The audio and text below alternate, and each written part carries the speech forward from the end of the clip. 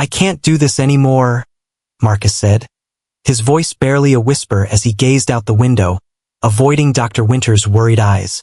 Every morning I wake up and there's just nothing. There's nothing to live for.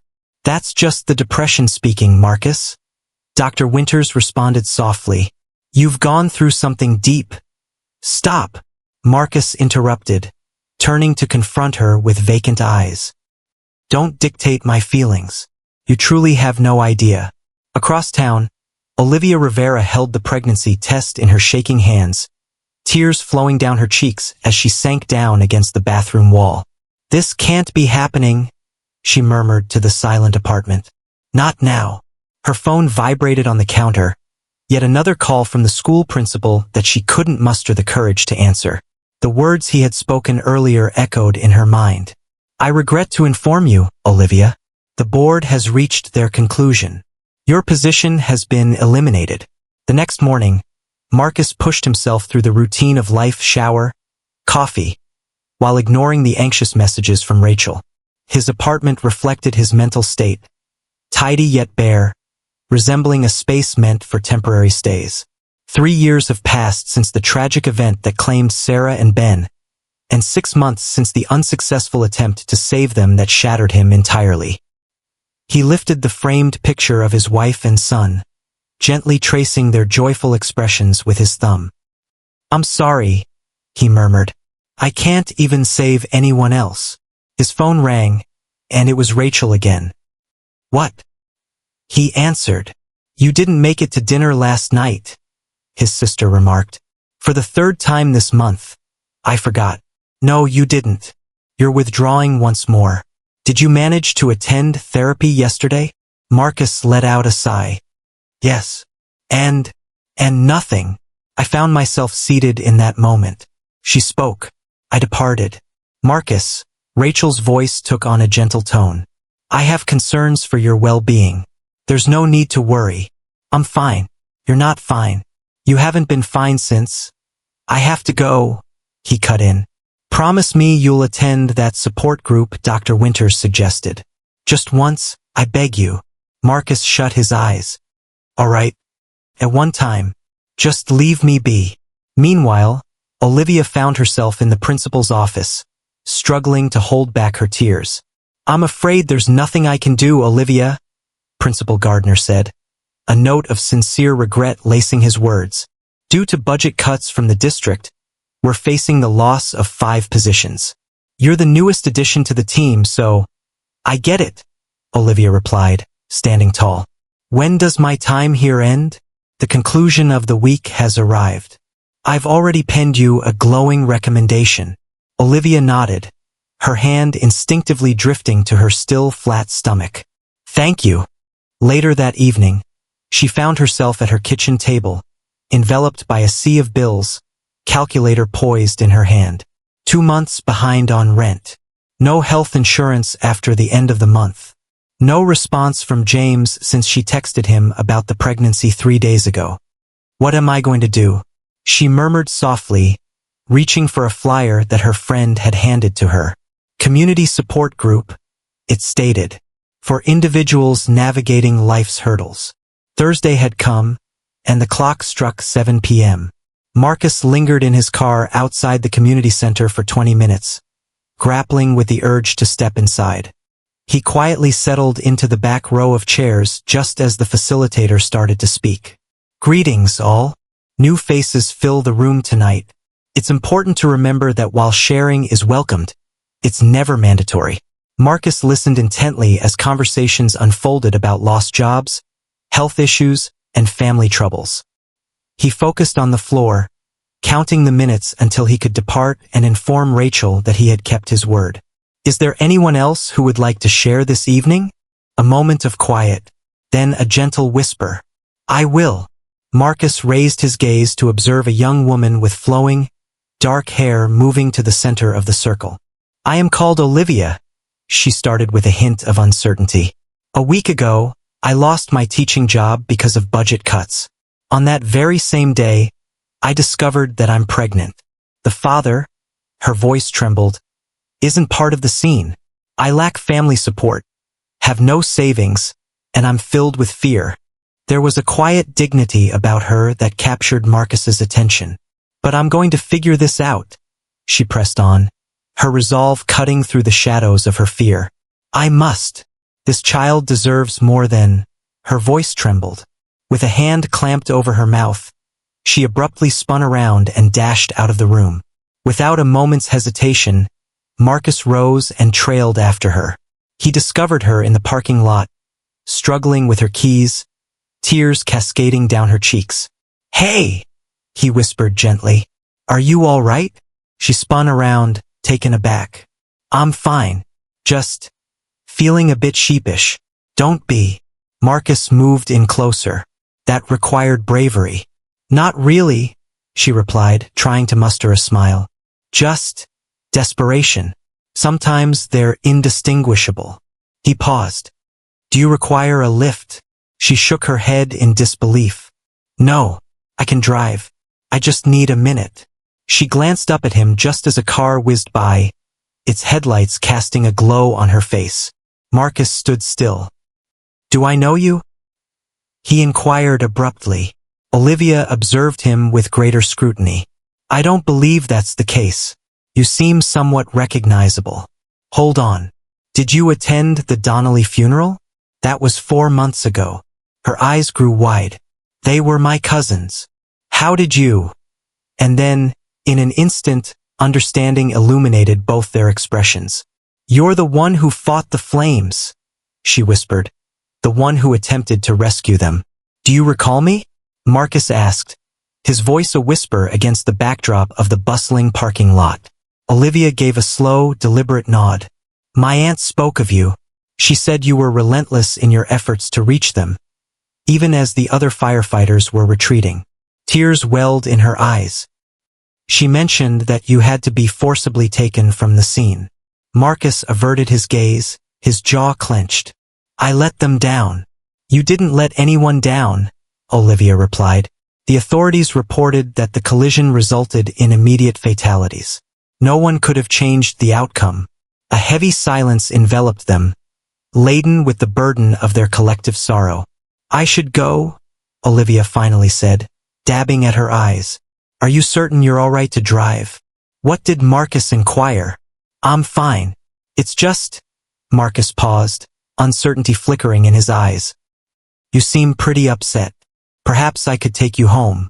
You might be able to pick up your car tomorrow," he said. But Olivia regarded him with a hint of doubt. "I don't even know your name." "Marcus Sullivan. Olivia Rivera." "I understand it may seem unusual, but I spent 12 years as a firefighter. It seems that the tendency to care for others is deeply ingrained and not easily shaken off." Olivia appeared to reflect on this. "I think I might need a cup of coffee to clear my mind first. There's a diner around the corner." 20 minutes later, they found themselves seated across from one another in a cozy booth, steam curling up from their mugs. "So, you're not a firefighter anymore. What did you mean by that?" Olivia inquired. Marcus gazed contemplatively into his coffee. "On leave. Indefinite leave. Due to the Donnellys." He nodded. "That was simply the last straw. I lost my wife and son 3 years ago. Collision on the road. Following that, the work became my sole focus. Then the Donnelly fire occurred, and I simply couldn't continue any longer." Olivia's eyes grew wide. "I deeply apologize. Here I am voicing my struggles, and you've endured so much more." "Pain isn't a competition," Marcus remarked. "Your situation is challenging." "I'm still trying to figure out how to handle it," Olivia confessed. "I have interviews scheduled, but who would want to hire a pregnant teacher in the middle of the school year?" "Which grade do you instruct?" "Simple. Primarily art. Budget cuts inevitably target the arts first." They slipped into a surprisingly effortless dialogue. Marcus discovered that Olivia had been raised in foster care, working her way through college with scholarships and part-time employment. She shared her enthusiasm for guiding children in the world of art, especially those who may lack opportunities for creative expression. "What about the father of the baby?" Marcus inquired after a moment. Olivia's expression grew steely. "James, we were together for 6 months. Upon sharing the news of the baby, he expressed that he wasn't ready to take on the role of a father, and subsequently, he blocked my number. That's... Marcus sought the perfect word. Cowardly, Olivia completed for him. But perhaps it's for the best this way. I'd prefer to handle this on my own, rather than with someone who isn't fully committed. After they exited the diner, Marcus was determined to accompany Olivia home to ensure she got there safely. As she lingered outside her unassuming apartment building, an uncomfortable silence enveloped them. "Thank you," Olivia finally expressed. "For listening," Marcus agreed with a nod. "Good luck with everything." He began to walk away but paused when Olivia called out to him.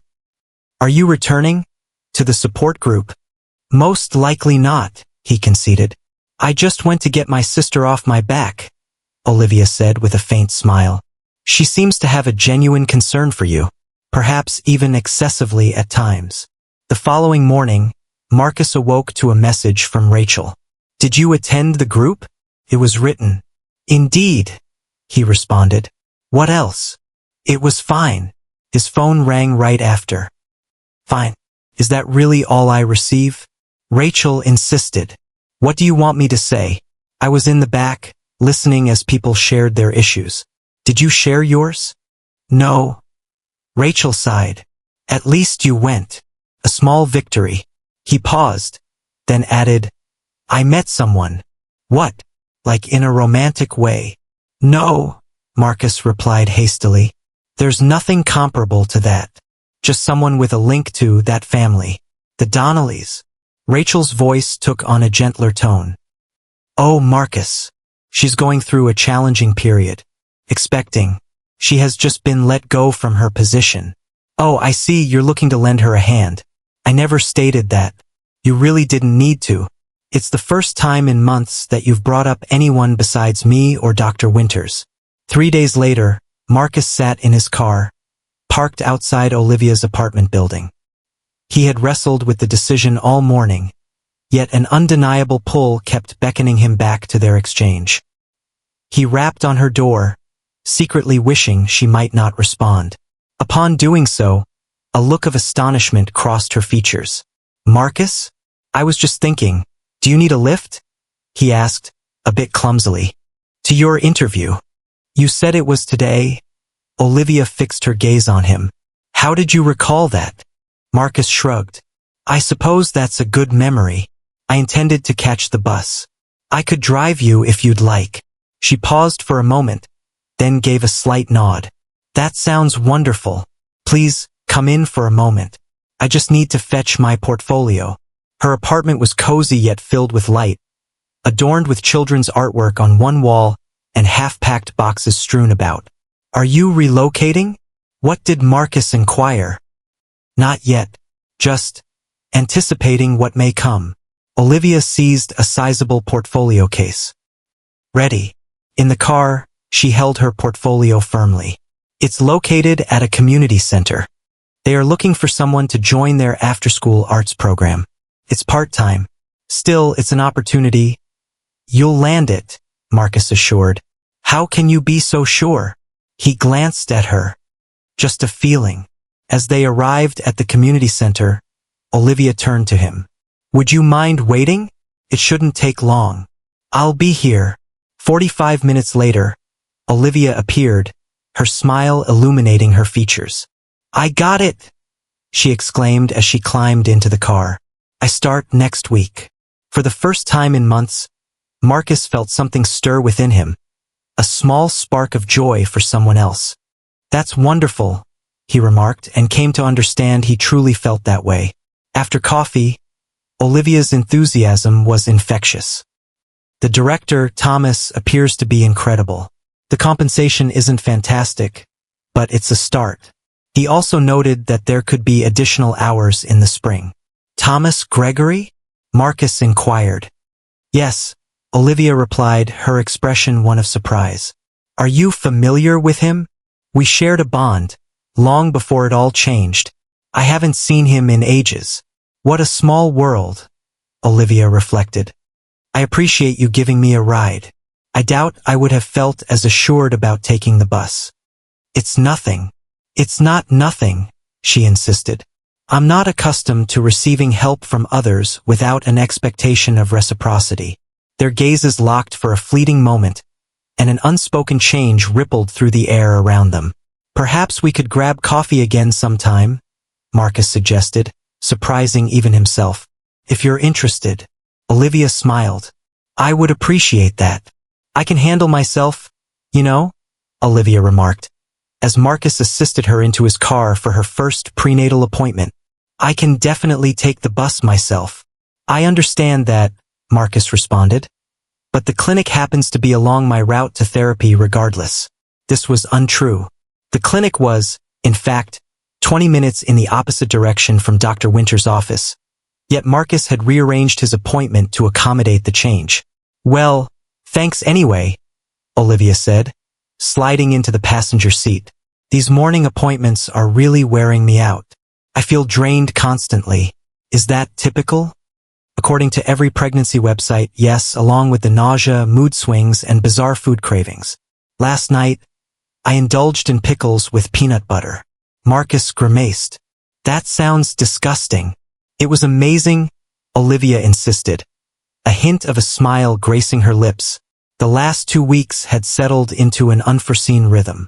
Marcus drove Olivia to her appointments, assisted her in applying for jobs online, and now and then, he brought dinner when he sensed she was too exhausted to cook. He convinced himself it was merely a distraction, a means to regain his sense of purpose. Rachel had different ideas. You have feelings for her, his sister remarked during their weekly dinner. I'm merely lending a hand. You rearranged her therapy session. It's nothing significant. Rachel had shot him a knowing glance. When did you last choose to be with someone other than me? In the clinic's waiting room, Marcus perused a parenting magazine as Olivia diligently completed the paperwork. These are all so cheerful, he remarked, as if having a baby is nothing but sunshine and rainbows. You've been through this before, Olivia said softly. Alongside your spouse? Marcus tensed up. I apologize. I regret mentioning it. It's fine, he replied, but there was a tension in his voice. Olivia paused, uncertainty flickering in her mind. What was her name, your wife? Sarah, he replied after a brief pause. And our son was Ben. He was 4 when... His voice faded into silence. They must have been wonderful. They were. To his surprise, discussing them didn't evoke the familiar, overwhelming sorrow. It still stung. Yet the pain had softened, resembling an old scar rather than a recent injury. Miss Rivera, a nurse announced. Olivia paused, collecting her purse with a thoughtful expression. There's no need to wait. I'll be right here, Marcus promised her. Later that week, Marcus assisted Olivia in preparing her classroom at the community center, adorning the walls with vibrant paper and organizing the supplies with care. You're quite skilled at this, Olivia noted as Marcus carefully measured the height for a bulletin board. I used to assist Sarah with her classroom. She instructed a class of 2nd graders. Olivia offered him a pushpin. You never mention your current aspirations. In terms of your career. Marcus shrugged. I haven't given it much thought. You can't stay on leave forever. Watch me, he replied, though his tone lacked conviction. The door swung open, and Thomas Gregory stepped inside. He halted abruptly upon spotting Marcus. Well, I'll be damned, Thomas exclaimed. Marcus Sullivan in the flesh. Marcus descended from the stepladder. Hey, Thomas. When Olivia brought up a friend named Marcus who was assisting her, I failed to see the link. Thomas moved closer and embraced Marcus for a moment. It's great to see you, my friend. Likewise. You should catch up too, Olivia said. I need to make copies anyway. Once she departed, Thomas leaned against a desk. So friend, huh? It's not like that, Marcus replied hastily. No? It's great to see you looking so much better since the last time we met, which was, if I recall correctly, at Sarah and Ben's funeral? Marcus averted his gaze. I'm merely offering my assistance. It's a gesture of goodwill. She required support. I had time, Thomas said, studying him. You know, we have an opening for a part-time counselor, working with at-risk teens. Your experience in crisis intervention would be ideal. I don't serve as a counselor. You served as a peer support specialist for the department. That holds significance. Just consider it. When Olivia came back, Thomas took his leave, allowing them to complete the preparations for the classroom. What did Thomas want? Olivia inquired. Just catching up, Marcus responded, then shifted the conversation. Want to grab lunch after this? Over sandwiches at a nearby cafe, Olivia revealed her plans for her first class. I'm thinking of starting with self-portraits, she said. It allows the children to articulate their sense of self and fosters immediate self-assurance. That sounds familiar. I used to engage in similar projects with my young learners. I noticed her expression change a bit. I long for their presence. Perhaps one day you'll return to teaching full-time. Perhaps. Her hand gently rested on her stomach, which had just started to reveal the initial signs of her pregnancy. Everything's different now. Different doesn't mean worse, Marcus replied. Olivia glanced up at him. That's surprisingly optimistic, coming from you. Keep it under wraps. I have a reputation to uphold. She chuckled, and the sound stirred something unusual in Marcus's chest. On the upcoming Monday, Marcus stood outside the community center, patiently awaiting Olivia as she wrapped up her first class. As she stepped out, her face radiated with enthusiasm. It went amazing, she exclaimed. The kids loved the project, and Thomas mentioned that the parents were impressed. I knew you'd be great, Marcus said. One boy, Tyler, he's been in foster care like I was. He didn't want to participate at first, but by the end he'd created this incredible self-portrait using all these dark colors, with just a tiny splash of yellow in the corner. Her voice softened. He said the yellow was hope. Something in her enthusiasm pierced through Marcus's meticulously built defenses. For the first time in years, he experienced a true sense of joy for another's achievement. While driving to Olivia's apartment, she abruptly gasped and placed her hand on her stomach. What's the matter? What's going on? Marcus inquired, his voice tinged with concern. Nothing, she said, her eyes wide with surprise. The baby just kicked. A strong kick, not just a gentle flutter. Without hesitation, she took his hand and guided it to her belly. Wait, here it is. Did you sense that? Marcus halted, sensing the gentle pressure against his palm. A small existence, boldly claiming its place in the universe. Yeah, he replied, his voice gravelly. I sensed it. Their gazes locked, and an invisible current flowed between them, a silent recognition that what was unfolding was beyond their intentions. Olivia was the first to pull her hand away, a flush creeping onto her cheeks. Apologies. I felt a surge of excitement. There's no need to apologize, Marcus replied softly. Later that evening, in the solitude of his apartment, Marcus retrieved the box of photos he had tucked away in his closet for the past 3 years. For the first time, he discovered he could gaze at Sarah and Ben's faces without the sensation of being submerged. I met someone, he murmured to their beaming visages. I'm not quite sure what it signifies at this moment, but I believe you would find her appealing. We need to discuss the baby shower, Rachel remarked, meticulously arranging vegetables on a platter as Marcus tended to the chicken on the grill in her backyard. Why are you telling me? Marcus asked. I'm not the one having a baby. No, but you're involved with the person who is. Marcus flipped a chicken breast with an exaggerated motion. I'm not connected with Olivia. We're friends. Exactly. Friends who see each other almost daily. Friends who radiate joy when discussing one another. Rachel placed the platter down. Marcus, you've truly begun to embrace life again since meeting her. That's a positive development. The situation is intricate. Life often is, isn't it? Rachel paused. You know Sarah would want you to find happiness. Marcus shut the grill lid. I know. Later that evening, while they washed dishes side by side, Rachel revisited the topic. I was considering hosting the shower here. It won't be anything extravagant, just a simple get-together. Several women from the community center are eager to assist with the organization. Have you had a chance to discuss this with Olivia? Not yet. I wanted to consult with you before proceeding. She may prefer to keep things low-key. She keeps certain matters to herself. She truly deserves a celebration now more than ever. She's doing this all alone. She's not alone, Marcus said with conviction. She has me. Rachel smiled. Exactly my point. The following day, Marcus found himself wandering through the children's section of a bookstore, perusing the colorful picture books.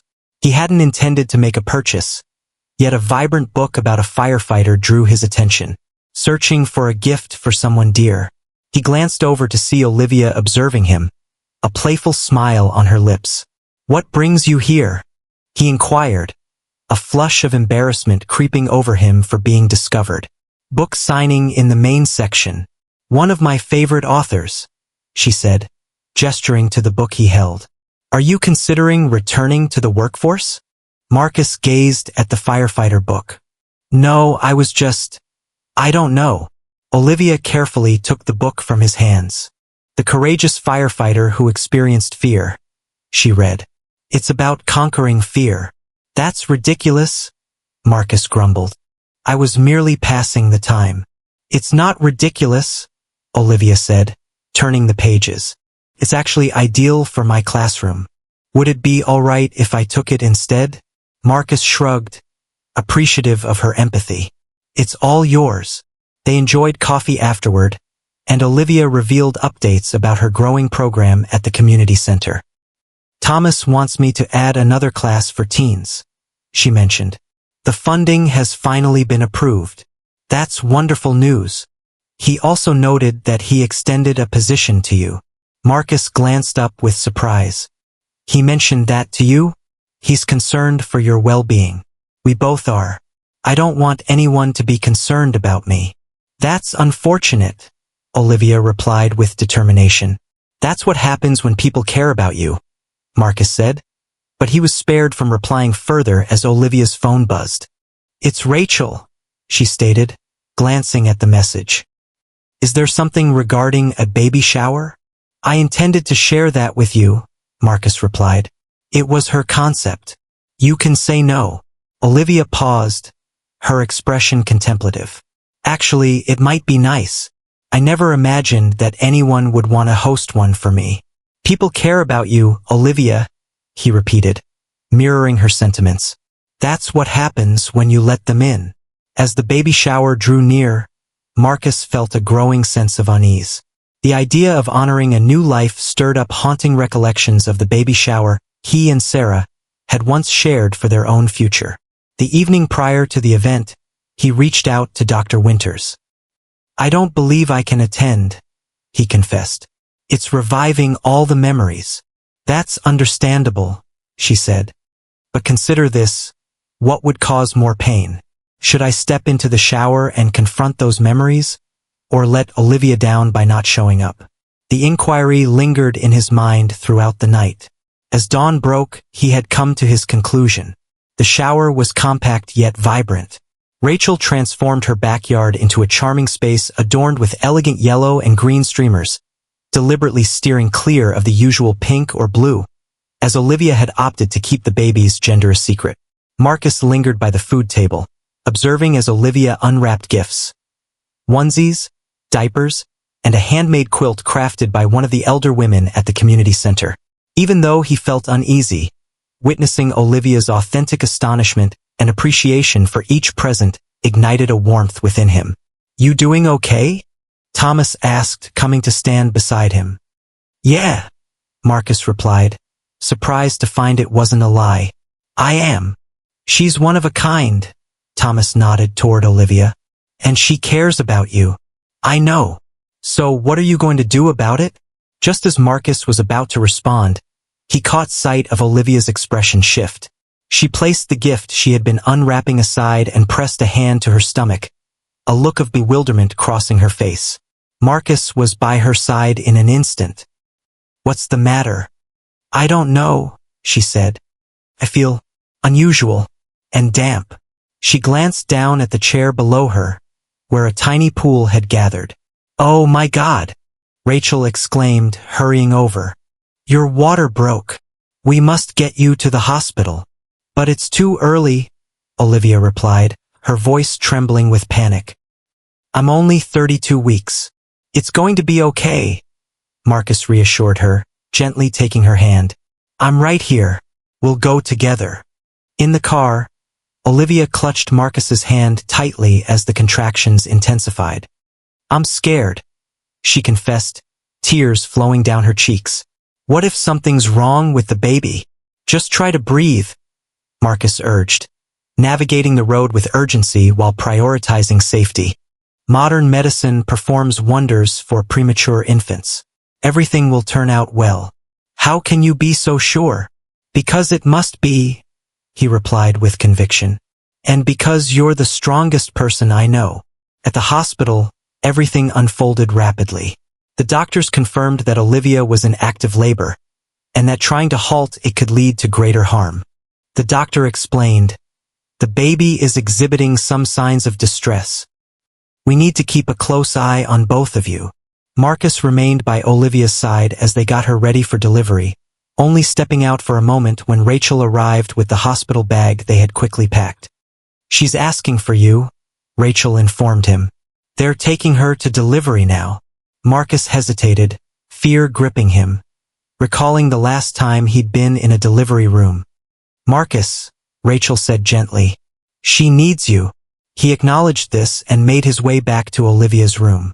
As he stepped inside, she instinctively reached for him. "Please don't go," she murmured softly. "I won't," he vowed, grasping her hand firmly. "I'm right here." Hours later, as the situation grew more complex, Marcus held Olivia's hand, offering words of encouragement when she expressed doubt, gently wiping her forehead between contractions. "I can see the head," the doctor declared. "One more big push, Olivia." With a final, weary effort, Olivia pushed, and moments later, a faint cry echoed through the room. "It's a girl," the doctor announced. "She's small, but she's a fighter." The medical team swiftly carried the baby away for assessment, while Olivia sank back against the pillows, tears flowing down her cheeks. "You accomplished it," Marcus said, his own eyes glistening. "You were incredible." Olivia glanced at him, her expression glowing even in her fatigue. "Thank you for being here." In that moment, as he gazed into her eyes, Marcus came to a profound realization that he had been attempting to suppress for weeks. He was falling in love with her. The idea filled him with both dread and excitement. "Her lungs are underdeveloped," the doctor clarified moments later. "We must get her to the NICU immediately." "Is it possible for me to see her first?" "What do you mean?" Olivia inquired with urgency. The nurse approached with the delicate bundle, and Marcus observed as Olivia gently brushed her daughter's cheek with a quivering finger. "Hello, Lily," she whispered. "I've been waiting for you." As they took the baby away, Olivia looked up at Marcus, her expression a blend of fear and love. "We'll get through this," he assured. "All of us."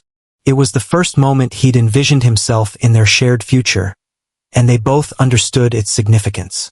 The NICU was a realm filled with the rhythmic sounds of beeping monitors, soft whispers, and small warriors nestled within their incubators. Marcus gazed out the viewing window, observing the nurses as they cared for Lily, who appeared remarkably fragile amidst the maze of wires and tubes. "She weighs 3 pounds, 4 ounces, the doctor informed them. "Her lungs require assistance, but aside from that, she's surprisingly resilient for her gestational age." Olivia, seated in a wheelchair next to Marcus, placed her hand against the glass. "When can I hold her?" "Not for a few days, I'm afraid, but you can touch her through the ports in the incubator." Later, when Olivia was settled in her hospital room, Marcus brought her dinner from the cafeteria. "You ought to head home," she advised him. "Take some time to rest." "I'm perfectly fine right here," he replied, drawing a chair nearer to her bed. "Marcus, you've been here for 18 hours straight, and I'll remain for 18 more if that's what you require." Olivia examined his expression. Why are you doing all this? The question lingered in the air, thick with meaning. Marcus cast his gaze downward, studying his hands. It's because I care about you, he finally admitted. Both of you, as friends. His gaze locked onto hers. I believe we both understand it's deeper than that. Olivia extended her hand towards his. I'm feeling anxious, Marcus. It's not only about Lily, but also about this situation. Whatever is unfolding between us, I carry the scars of past experiences. I understand all too well. So have I. He squeezed her hand. But I'm not going anywhere.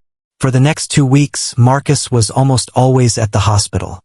He familiarized himself with the names of every NICU nurse, committed Lily's medication schedule to memory, and mastered the art of maneuvering through the hospital cafeteria's sparse menu. You really need a shower and a proper bed, Rachel insisted as she arrived to take over for him one evening. I'll stay with Olivia tonight. I'm okay. You're not okay, you're worn out. Go home. That's an order. Upon arriving at his apartment, Marcus was taken aback by a pile of mail, which included a letter from the fire department. Although it was just a standard update regarding his leave status, the sight of the department logo stirred something within him. After months of burden, he finally reflected on his past life, free from the heavy chains of guilt and sorrow. The following morning at the hospital, feeling rejuvenated and clean, Marcus spotted Thomas in the waiting area. I brought Olivia breakfast, Thomas said, offering an explanation. Thanks for that. No problem, Thomas hesitated. I also brought some paperwork for that counseling position, if you're still interested. Marcus accepted the folder. I'll think about it. In Lily's 3rd week, the doctors finally permitted Olivia to hold her. Marcus observed as a nurse gently positioned the tiny bundle against Olivia's chest for skin-to-skin contact. The expression of wonder and love on Olivia's face made his heart ache. Would you like to hold her as well? What do you think? Olivia inquired after a moment. Marcus paused, uncertainty flickering in his mind. I wish to avoid causing her any disturbance. The nurse mentioned it would be beneficial for her to connect with both of us. Both of us. The words reverberated in his thoughts as he gently cradled Lily in his arms. She felt almost weightless, yet holding her was akin to bearing the weight of the universe. Hello, brave one, he murmured. Lily's small hand clasped his finger, and a profound shift occurred within Marcus. Memories of holding Ben flooded my mind, not accompanied by the usual sorrow, but rather a bittersweet ache that seemed to bring a sense of healing. With each passing day, Lily's strength blossomed. By the time she celebrated her 1-month milestone, she had already doubled her birth weight, and the doctors expressed optimism about removing her from the respirators in the near future. We need to prepare your apartment, Rachel said to Olivia one afternoon while they were in the NICU waiting room. The doctors mentioned that she could be discharged in a few weeks. I haven't had the chance to consider it, Olivia confessed. I still haven't gotten a crib. Don't worry, I've got this, Rachel assured her. I'll take care of everything. True to her promise, Rachel gathered a group of volunteers from the community center to ready Olivia's apartment. Marcus dedicated his evenings to putting together furniture, hanging curtains, and setting up the nursery, while Olivia stayed at the hospital with Lily. This is incredible, Olivia exclaimed when she finally returned home for a night and beheld their efforts. The cozy second bedroom had been turned into a delightful nursery, complete with a crib, changing table, and a charming rocking chair. I can't express my gratitude enough. Just concentrate on bringing Lily back, Marcus replied. That's thanks enough. Later that evening, once everyone had departed, Olivia invited Marcus to stay for dinner. They settled onto her couch afterward, discussing Lily's progress and what lay ahead.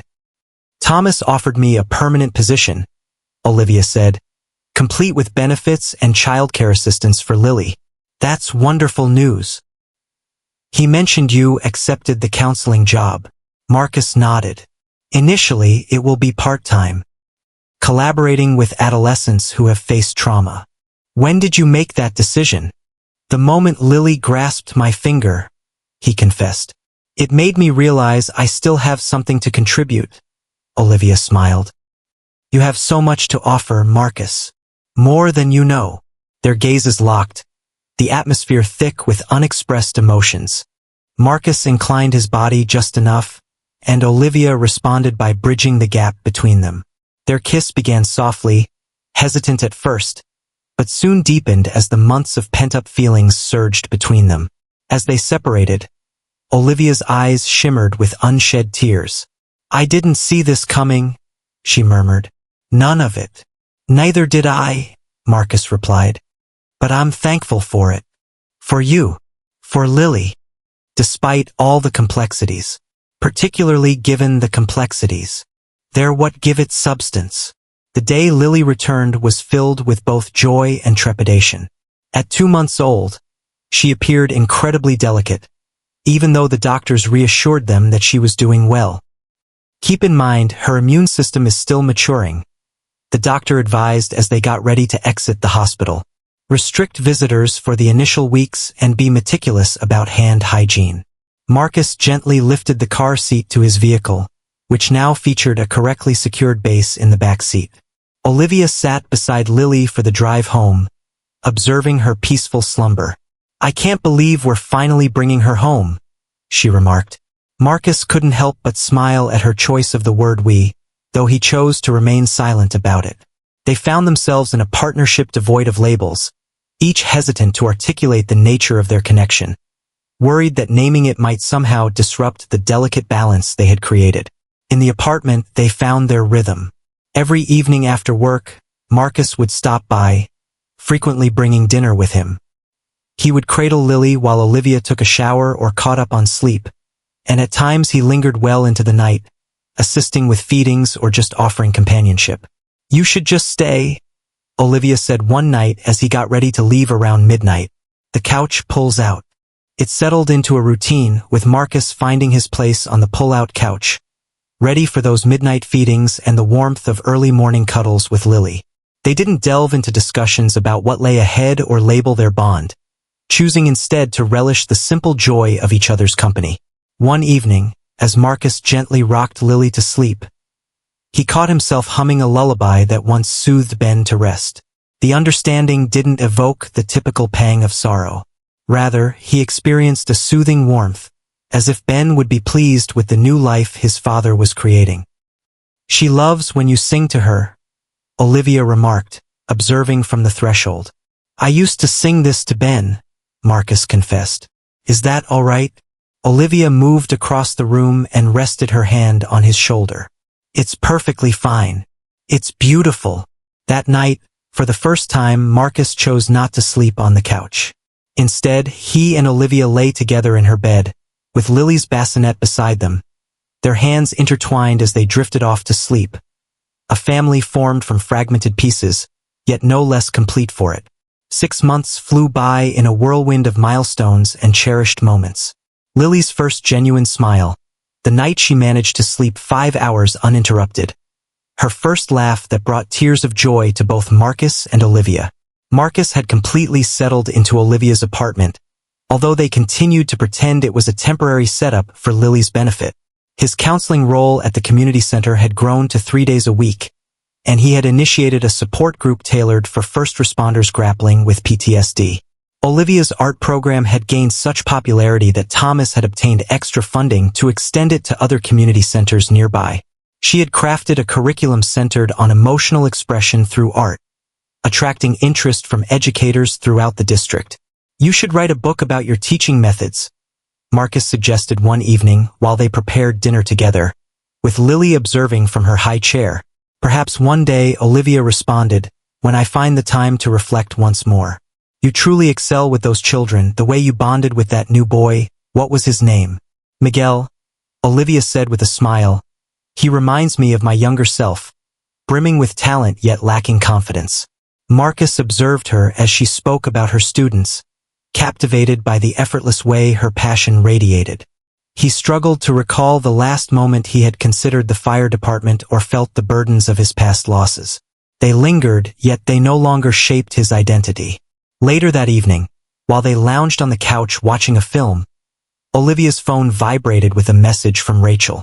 Olivia mentioned that she wants to know if we've set a date for Lily's baptism. Marcus appeared taken aback. I wasn't aware that you were organizing a baptism. I've been reflecting on it. It held significance in my foster family, one of the rare uplifting traditions I encountered. She paused. Would you be all right with it? Absolutely. Whatever you believe is best for Lily. Olivia inhaled deeply. Honestly, I was really hoping you'd consider being her godfather. Marcus looked at her in surprise. Me? Who else could it be? You've been a part of her life since before she even arrived. You're the most significant person in her life in both our lives. Emotion surged in Marcus's throat. I would be privileged, he managed to say. The baptism was set for the next month at a quaint church close to the community center. As the day drew nearer, Marcus couldn't help but ponder the transformation his life had undergone in just a year. From the hollow figure he once was to this, a man filled with purpose, love, and a family he had never anticipated. On the morning of the baptism, an email arrived from Marcus that altered the course of his day. Marcus, Olivia's voice echoed from the kitchen. We have to leave in 20 minutes. He gazed at his phone, perusing the email once more. I'll be right there. At the church, loved ones assembled to honor Lily.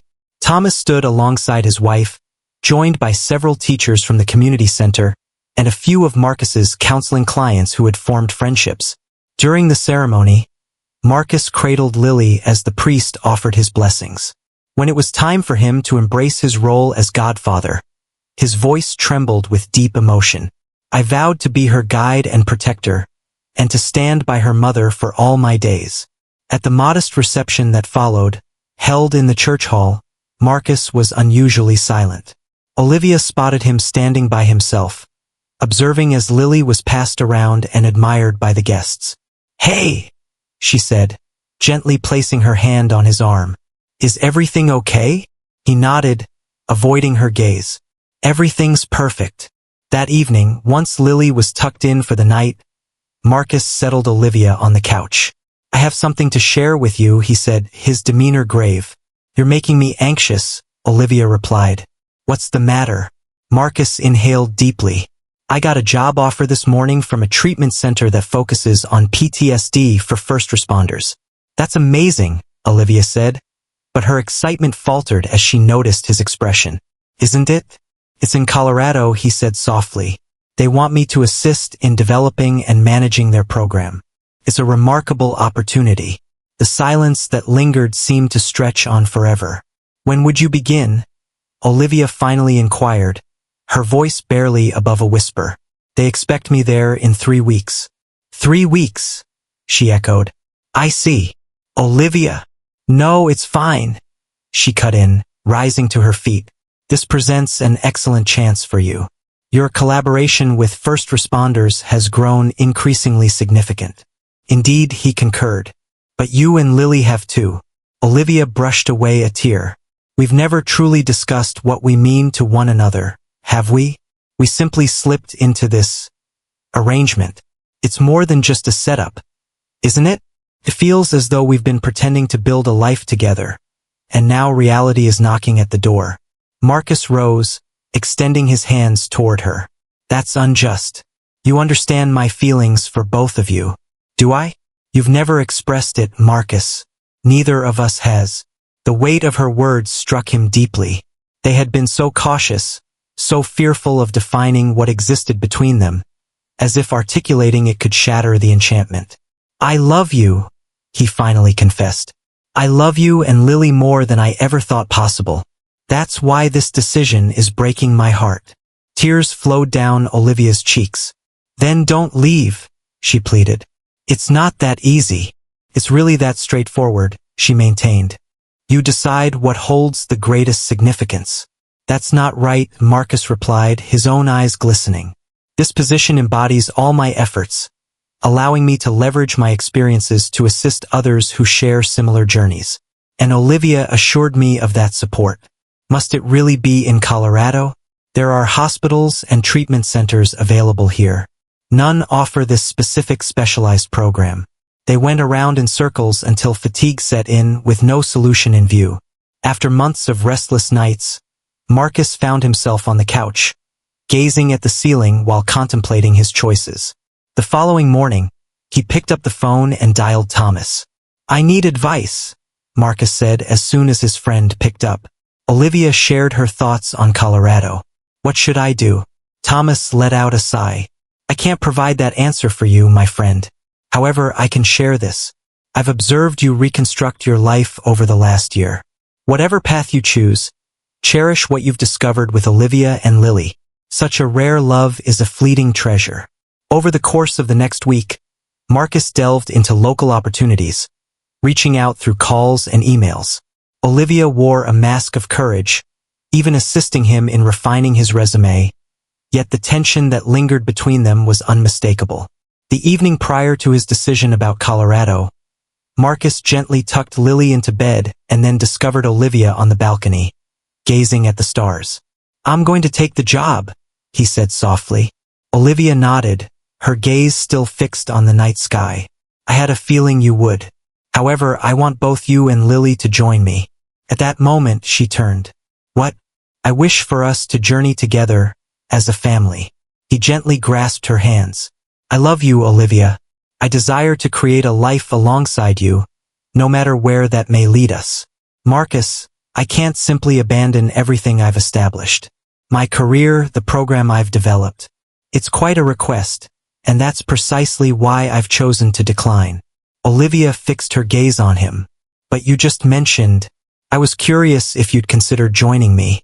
Yet, honestly, I can't ask you to sacrifice all that you've built, and the idea of being apart from you and Lily is unbearable. What about your profession?" Marcus offered a faint smile. "Interesting development. I received a call today from Memorial Hospital. They are looking to initiate a mental health program for first responders. They're asking me to assist in its development. Here, in this town, right here," he affirmed. "It may not have the prestige of Colorado, but it's a beginning, and I'll be surrounded by the people who are most important to me." Tears welled in Olivia's eyes. "Are you certain?" she asked. "I've never been more certain of anything," he replied, retrieving an envelope from his pocket. "I intended to present this to you regardless of my choice." Olivia unwrapped it with quivering hands. Within lay a letter, penned in neat script on unadorned paper. "Dear Olivia, a year ago, I found myself in a place devoid of light, merely going through the motions of life without any sense of direction or hope. Then I encountered you, pregnant, unemployed, yet somehow still striving for a brighter tomorrow. We could never have foreseen the journey that lay ahead, how our mutual rescue would become as instinctive as inhaling, how Lily would unite us in unforeseen ways. I believed my opportunity for joy had slipped away. You revealed to me that love is everlasting. It evolves and flourishes in fresh ground. Whatever unfolds next, remember this. You and Lily are my sanctuary now. Wherever you find yourself is where I am meant to be. All my love, Marcus." As she glanced up, Marcus knelt before her, a small box cradled in his hand. "I don't have much to offer," he said. "Just a heart that's learning to love again, and a promise that I will never take for granted the miracle we've found in each other." He opened the box to reveal a simple diamond ring. "Olivia Rivera, will you marry me?" "Yes," she whispered, tears streaming down her face. "Indeed I shall." As he gently placed the ring on her finger, Lily felt a surge of emotion, tears welling up inside her. They shared laughter, mingled with their tears. "Perfect timing," Marcus said. "Perfect everything," Olivia replied, pulling him to his feet and into her embrace. "Our little family." Together, they entered to console their daughter, moving toward a future neither had envisioned when their fractured journeys first intertwined. A year later, the community center's gardens flourished with spring blossoms. White chairs were arranged in a grassy space beneath blooming trees, and a modest arch adorned with wildflowers graced the end of a petal-strewn aisle. Within the confines of the room, Olivia made subtle adjustments to her delicate lace dress, while Rachel carefully placed a charming wreath of flowers in her hair. "No cold feet?" Rachel inquired, her smile reflected in the mirror as she glanced at Olivia. Not even a chill? Olivia responded. Anticipation has filled my existence for this moment, even in times when I was unaware. A gentle knock at the door announced Thomas's arrival as he peeked in. Ladies, we are prepared whenever you are. He flashed a grin at Olivia, noticing the little flower girl growing increasingly impatient. Olivia chuckled softly. Is Marcus nervous? Terrified and ecstatic in equal measure, Thomas confirmed, just as a groom ought to be. Outside, Marcus stood beneath the floral arch, fidgeting with his tie as he waited. The past year had reshaped his life in ways he could never have anticipated. The first responder program at Memorial Hospital had grown to include 3 full-time counselors, with Marcus leading the department. Olivia's art therapy curriculum had been embraced by schools throughout the state, and she had finally begun crafting the book that Marcus had inspired her to write. But above all, they had created a home together. Not merely the physical structure they had acquired half a year prior, but a haven of affection and restoration for the 3 of them. The melody shifted, and Marcus's focus darted to the beginning of the aisle. Thomas escorted Olivia's dearest friend from the community center to her place, trailed by other companions and colleagues who had stood by them throughout their journey. Then arrived the moment that stirred emotions in every heart. Lily, now 18 months old and unsteadily navigating on her plump legs, ventured onto the path adorned with petals. Dressed in a delicate white dress accented with a yellow sash, she held a small basket of flower petals, which she sometimes remembered to scatter. "Dada!" she exclaimed, her eyes lighting up as she spotted Marcus, leaving her flower girl duties behind to rush towards him.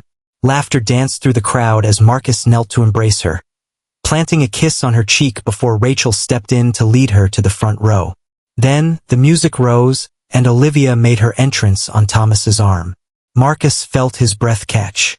She was radiant, her simple dress and wildflower crown perfectly capturing her natural beauty.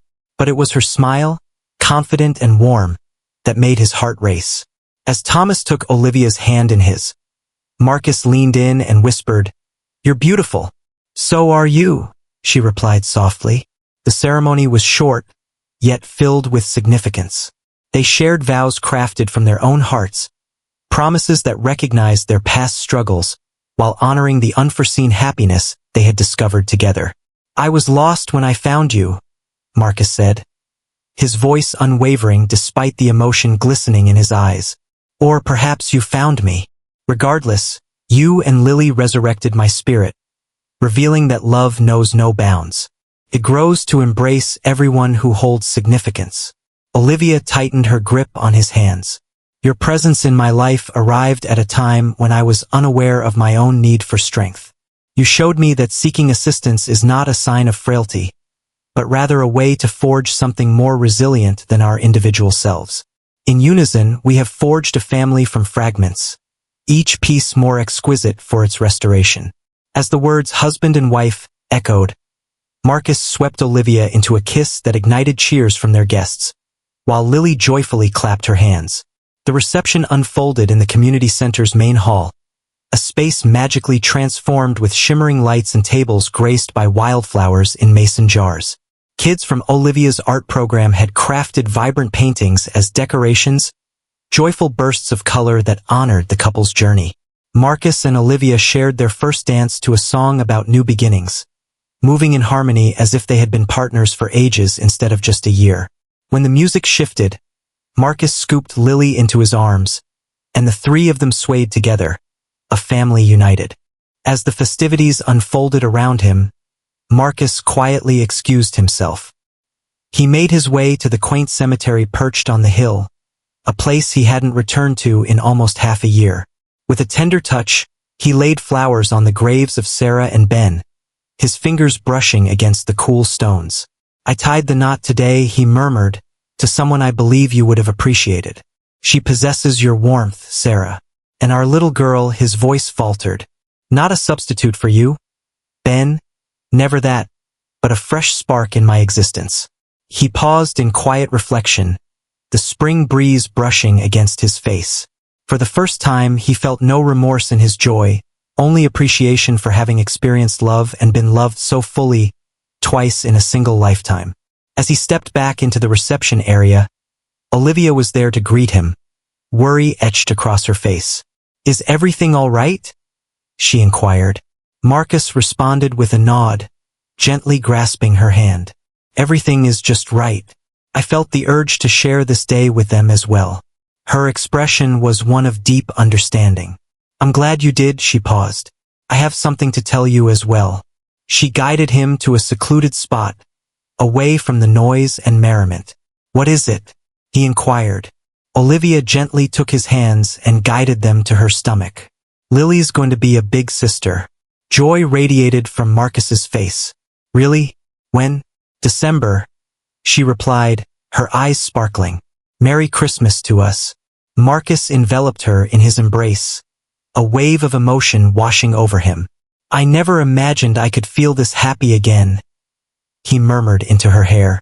"That's the essence of life," Olivia replied, tilting her head back to meet his gaze.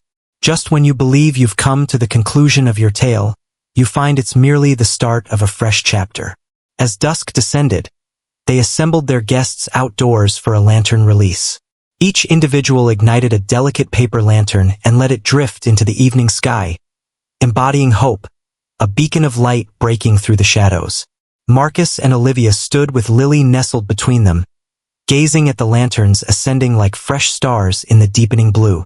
"Look at what we created," Olivia murmured, resting her head on Marcus's shoulder. "From the ashes," he replied, his arms securely wrapped around her waist. Above them, the lanterns floated upward, bearing dreams for what lay ahead. A future that neither could have envisioned 16 months prior. When a shattered man and a terrified woman met in a support group, each convinced their finest days were behind them. How mistaken they had been, how exquisitely, marvelously mistaken.